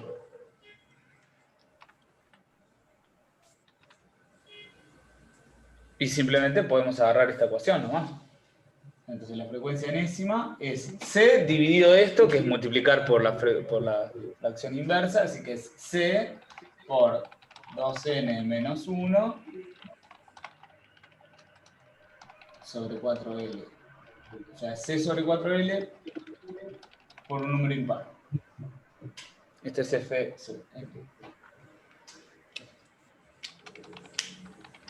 Acá hay un menos 1, no se ve porque me escribo horrible. Creo que escribo peor yo a mano en el pizarrón que Fede en el GeoGebra.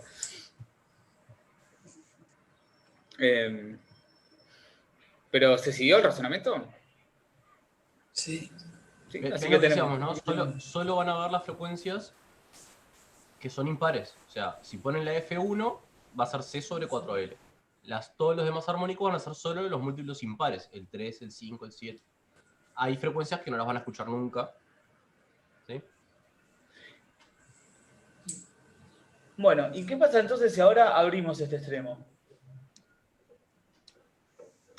¿Qué puede resonar acá? A ver quién nos ayuda con esto. Supongamos que el largo es L, ¿no? Nuevamente.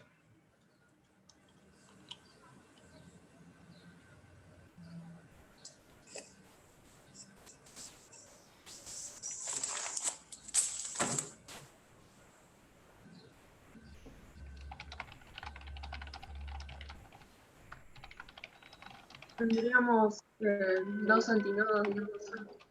Ahí está. Estamos forzando que haya antinodo acá y antinodo acá. Y entonces, ¿cuál es la longitud de onda más alta que puede entrar? ¿Cómo haría la onda?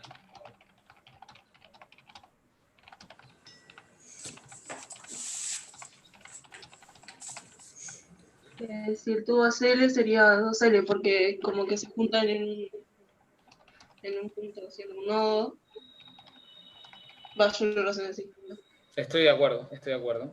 Así que lo que entra acá es media longitud de onda, ¿no? Parte por acá, baja, baja, baja y ya está ahí. Bueno, tendría que bajar con la mitad de esas cosas, pero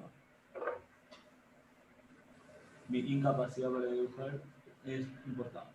Pero se entiende la idea, ¿no? ¿Y eso corresponde a media longitud de onda?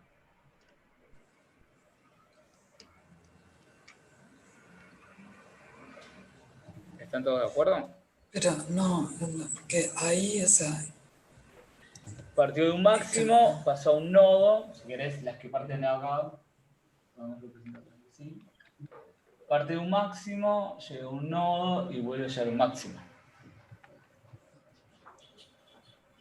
¿Y eso es media longitud de onda? ¿Se sigue?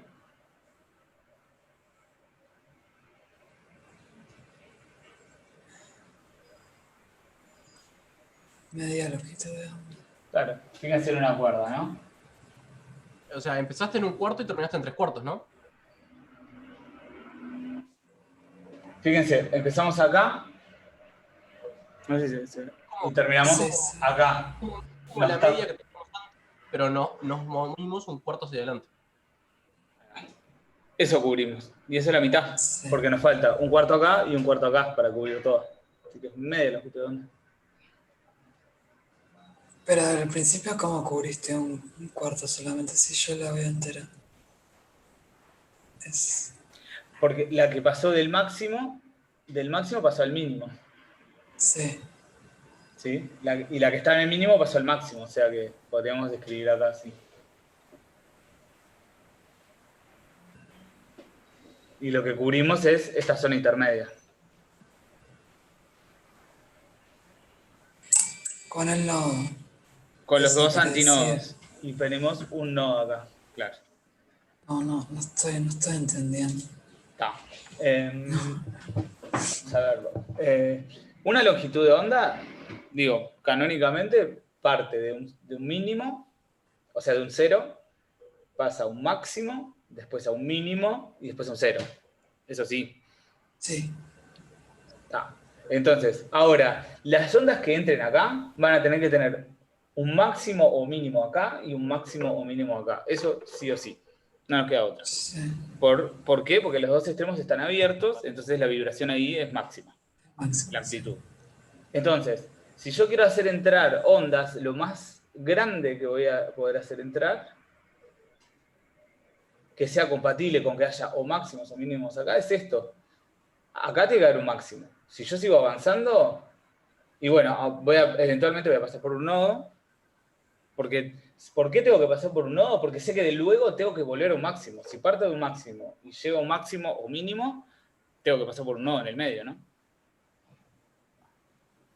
O sea, si parto de acá y quiero llegar al siguiente máximo, en algún momento voy a pasar por un nodo. Así que Sí. en el medio va a haber un nodo. Y luego, ¿qué es lo más cercano que puedo llegar? Es al mínimo de la onda, o sea, que bajó hasta acá. La onda estaba acá, en el máximo. Pasé por el nodo y seguí y llegué al mínimo de la onda, que es el otro punto de amplitud máxima, ¿no? Y el tema es que Pues eso, claro, porque tiene que oscilar esto está entre las oscilando. amplitudes máximas, claro. Claro, eso. Y entonces, después, si yo quiero completar una longitud de onda, tengo que ir al siguiente nodo, pero ahí me falta, tendría que moverme un cuarto más de la longitud de onda. Y para el otro lado lo mismo, para ir al otro nodo tendría que moverme para acá un cuarto más de la longitud de onda. Eso quiere decir que me quedó de una longitud de onda entera, me quedó por afuera un cuarto de longitud de onda por acá y un cuarto de longitud de onda por acá. ¿Eso qué quiere decir? Que acá adentro hay un medio de la longitud de onda. Sí. Entonces, L se corresponde con la mitad de la longitud de onda. De la más grande, ¿no? Entonces, ¿cuánto vale la lambda 1? Ya no tengo.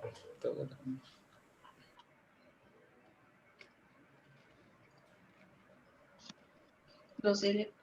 2L. Esta es la primera longitud de onda que tenemos, la más grande. ¿Cuál es la segunda?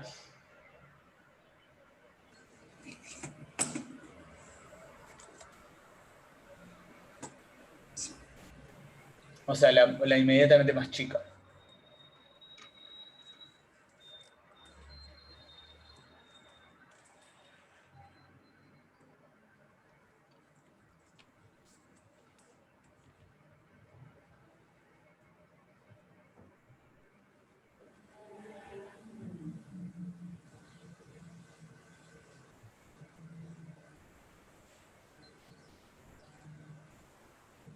Tenemos que comprimir esto, ¿no?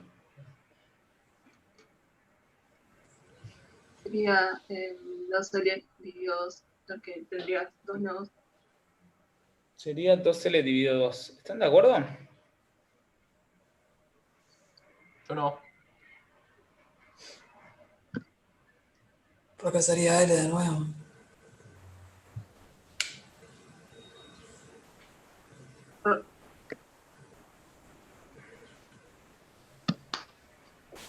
No, si fuera 2L dividido 2 sería L de nuevo. Pero esta primera longitud de onda es 2L. Podríamos pasar a L perfectamente, ¿no? Achicamos entonces. Bien. O sea, la siguiente sería, bueno, dejemos que esta caiga y que vaya al máximo, que el máximo quede acá adentro, y vayamos al siguiente máximo o mínimo. ¿Qué hacemos acá? La hacemos pasar por otro nodo y caemos. La hacemos pasar por otro nodo y subimos. ¿Cuántas longitudes de onda hay ahí?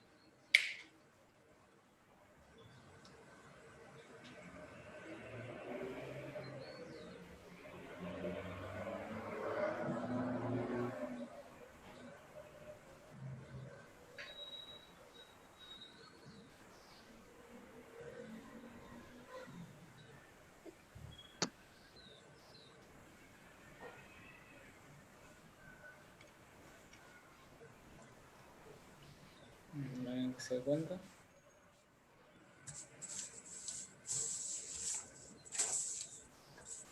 Tres cuartos. Si yo vine acá, pasé por acá y vine por acá. 3 cuartos. Para mí la completé. ¿No les parece?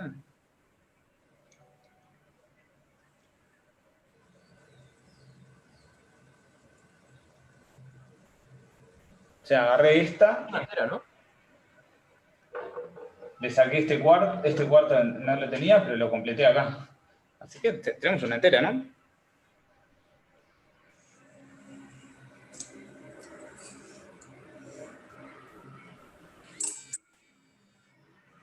No tenemos... ¿Están convencidos que ahí hay una longitud de onda entera?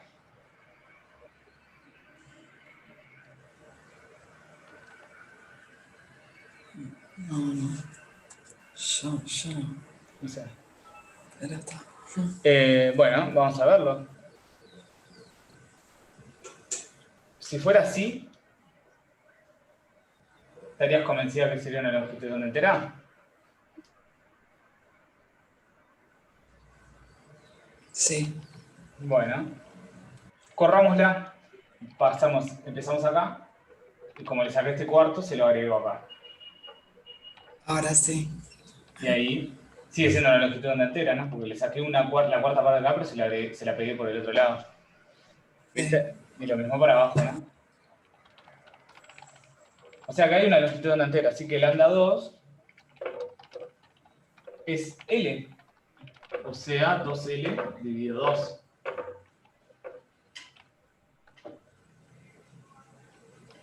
¿Y la siguiente? ¿Cuál les parece que sería? Pero, entonces, no entiendo por qué lo que dije yo estaba mal. Porque, ¿qué? Mal. No estaba No, mal. no, estaba bien. Fui yo la que dije que me parecía que estaba mal. Ah, pensé que estaba mal y me quedé pensando, tipo, Yo dije que discrepaba, pero porque quería que ustedes lo discutieran. Claro. ah,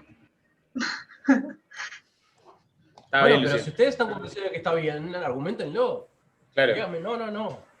Yo también me puedo equivocar, ojo.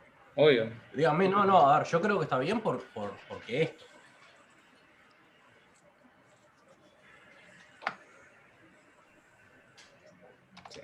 para la próxima ya sé.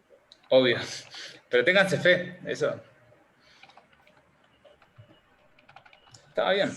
Y la siguiente, como así, intuitivamente, ¿qué va a ser?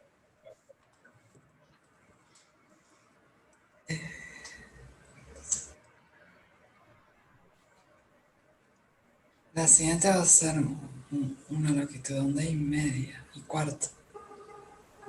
Algo Bueno, así. de onda y media, ¿no? Sí, respecto de 2L, ¿no?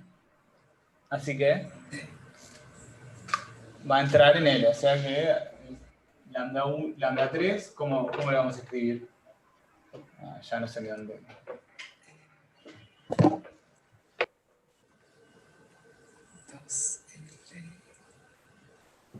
Sobre 3. Exacto. 2L sobre 3. ¿Le suena algo todo esto que estamos haciendo?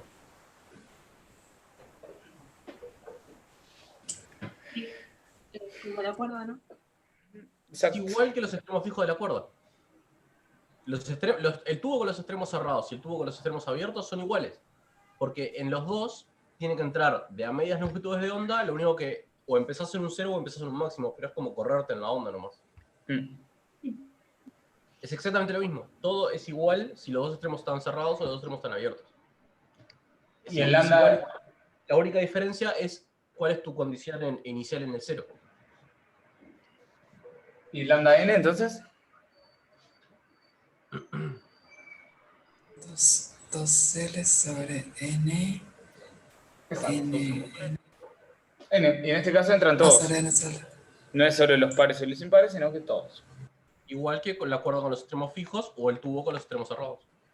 Exacto. Claro, yo había diferenciado, o sea, las estaciones como la cuerda una cosa y esto con el sonido era otra, pero en realidad, por lo que dice Fede, en realidad es lo mismo, la estación diferente sería cuando tenés un extremo cerrado y el otro abierto. Exacto. No importa cuál es el medio, lo que importa es si el extremo está fijo o libre. La cuerda con el extremo libre y el extremo cerrado, el extremo libre y el extremo fijo, 1 y 1, es lo mismo que el tubo también. Tubo con un Es lo extremo mismo que el fijo y tubo. el abierto. No, tenés razón. O sea que lo único que varía acá es que es la velocidad que ya la conocemos, Claro. que es la del sonido. Exacto. Y bueno, ¿cuánto vale entonces la frecuencia enésima?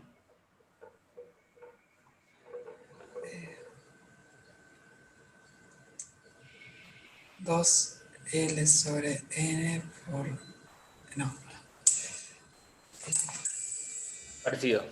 C sobre 2L sobre N. Exacto. Sí. Que es lo mismo que poner C por N sobre 2L. Sí. Bien. Así que esa es la F ¿Cómo, sub cómo N. harían, cómo harían entonces si tuvieran un tubo, por ejemplo, y quisieran afinarlo a una nota musical? Tienen un tubo. ¿Vale? Yo les doy un pedazo de tubo de PVC, eso que compran en la ferretería. ¿No? Y lo quisieran afinar a que suene una nota. ¿Cómo harían, por ejemplo, entonces?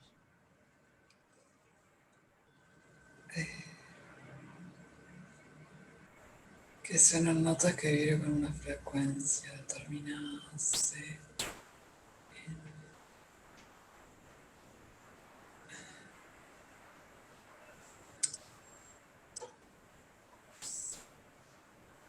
Imagínense que, yo sé, mañana queremos formar una banda y no tenemos plata para instrumentos. Lo que tenemos es un montón de tubos de PVC tirados por ahí. No tenemos presupuesto. Pero usted dice, no, pará. Porque yo, que ya estudié cómo funciona esto, ya sé cómo agarrar estos tubos de PVC y convertirlos en instrumentos musicales. ¿Cómo hacen? ¿Y si lo cerrás, los extremos? ¿Lo cerrás y te alcanza solo con eso?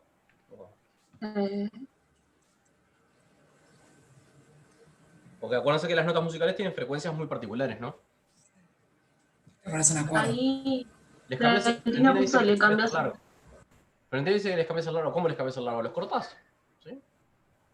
Agarrás los tubos y los cortás a un largo particular. ¿Cuánto vale ese largo? Y bueno, pueden hacer la cuenta y pueden decir, mirá, yo quiero que este tubo suene como un La, que ya sabíamos que eran 440 Hz.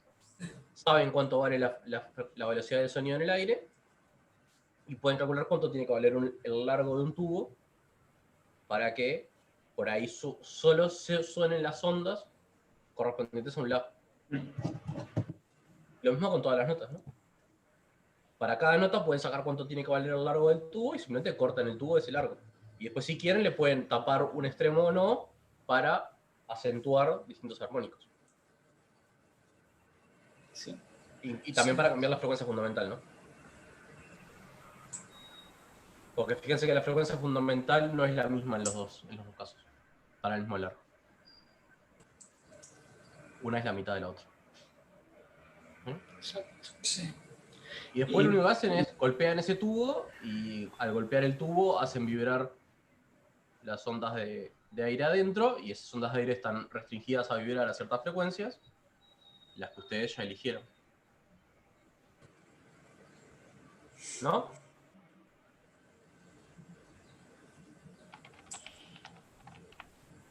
¿Se siguió? Sí. Capaz que, sí, lo que nos quedó por capaz es de hacer un poco de práctico. En particular, ¿les costó especialmente mucho algún ejercicio? Yo quería mostrarles una cosa antes de eso. No, igual, como son 4 menos 5, capaz que le mostrás esto y trabajamos luego por el práctico. Como lo vamos a seguir la semana que viene igual.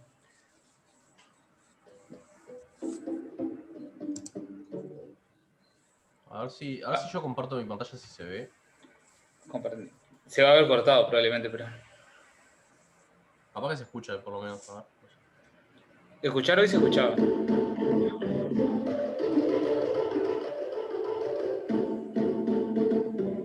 Se ve cortado, pero... Es África de Toto, sí.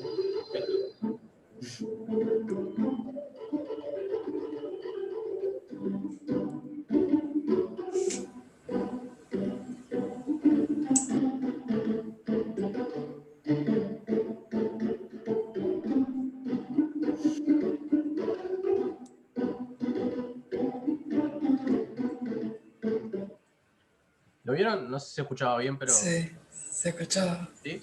Eso es una banda de Harvard, de estudiantes de Harvard, que se llama Harvard Fad, que hacen todos covers de canciones con tubos. Los tubos se llaman boomwhackers, alguien ya los corta y los vende para afinados a esas notas, pero hacen exactamente eso que estábamos hablando y lo hacen para hacer covers de canciones. En ese caso estaban tocando África o Aitoto, pero tienen todo un canal de YouTube lleno de covers y todos con esos tubos. Así que si quieren los pueden mirar. Le voy a dejar acá el link. Bien. Gracias. Sí. Tenemos unos... tenemos Hay unos un en juego de facultad. esos en facultad. Si tuvieran... Rodrigo me prometió que los iba a conseguir y se olvidó. Me olvidé de decir.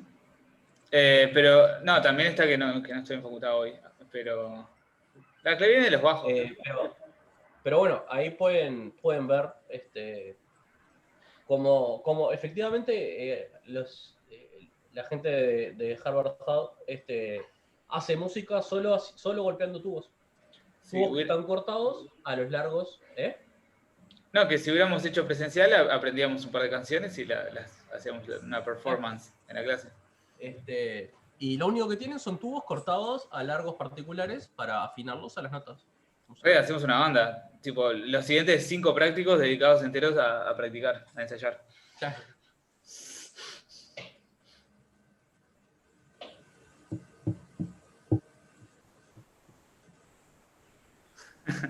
Algo así. Pero sin presupuesto, con tubos de PVC. Claro. Pero bueno, ahí pueden ver que no les mentimos cuando les decimos que pueden afinar tubos a las notas musicales y que suenen bien. Después, poder tocar esa cantidad de tubos diferentes de diferentes largos es otro tema, ¿no? Pero bueno. Sí. Les recomiendo que traten de hacer, si vienen haciendo los problemas, el 5 está directamente relacionado. El 5 ya lo hice, creo. Sí. Está. Y después, como le decía Fede, el 6, 7 y 8 es cierto que lo vamos a ver la semana que viene, el contenido para El poder 4 hacer. también, ¿no? El 4 y el 5 los dos los pueden hacer ya con las cosas que vimos hoy. Claro. Y el 9 y el 10 en realidad también porque son ejercicios más generales. Los pueden hacer. Alguien había preguntado lo de la... Alguien había preguntado de la... Lo único que no tienen para hacer son el 6, 7 y 8, pero eso, bueno, los vemos la semana que viene junto con otros ejercicios que vamos a agregar al práctico. No, perdón, pensé que había sido acá que habían preguntado de las ondas sísmicas, pero en realidad fue en el foro y ya lo respondí.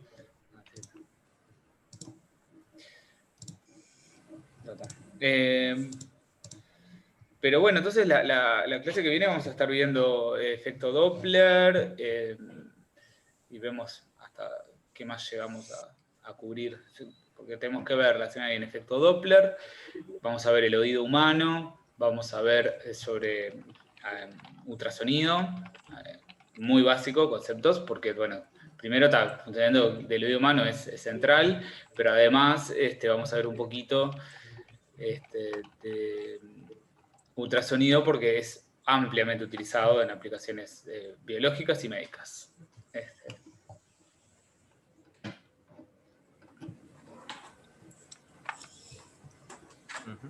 Pero bueno. Bueno.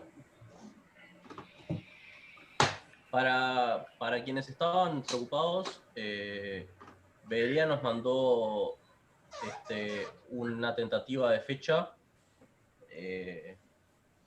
Falta ver si todos los docentes estamos de acuerdo con eso, pero... ¿Viste que está el 5 o el 12? Sí. Yo no quería subir las esperanzas de que tuviéramos elegida la fecha hasta que todos dijeran que sí, pero bueno. ¿El parcial? Hay chance de que sea el 5 o el 12. Sí. ¿De noviembre? De diciembre. De diciembre. De diciembre. Estamos viendo. Pero sí, o sea, cuando todos respondan y veamos si...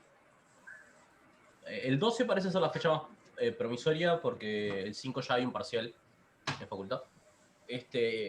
Así que el 12 parecería ser la fecha más provisoria. Faltaría que el resto de los docentes del curso contesten si es un día que pueden y les parece bien. Pero apenas todos contesten, si nos decidimos que va a ser el 12, les avisamos por la página. Okay. Bueno, y acuérdense que mañana hay clase de consulta con Bruno también. Si quieren. Mañana no, la semana que viene. ¿Empiezan la semana que viene? Esa es la semana que viene. Bueno, a partir de la semana que viene, el miércoles y el viernes va a haber consulta con Elisa y Bruno, respectivamente. ¿Y eso es para todos los prácticos o para el práctico de la semana? Para lo que quieran. Para todos los prácticos. Justamente para prácticos anteriores, preferentemente para prácticos anteriores. Perfecto. Porque la idea es atender un poco a la gente que había dicho que estaban atrasados con los prácticos anteriores. Claro. Igual sigan poniendo en los foros, incluso de los prácticos anteriores, que claro. vamos a estar respondiendo. Y aparte, ahora hay más gente para responder, entonces podemos estar un poco, incluso más atentos al foro. Bueno, voy a dejar de grabar entonces. A Juan José lo van a conocer entonces cuando En videos. ya va a aparecer en algunos videos de teórico. Somos 5 en la clase. Cortá si querés la grabación. Sí. Somos 5. ¿Cómo? Ah, Sí. sí, ahora. Sí.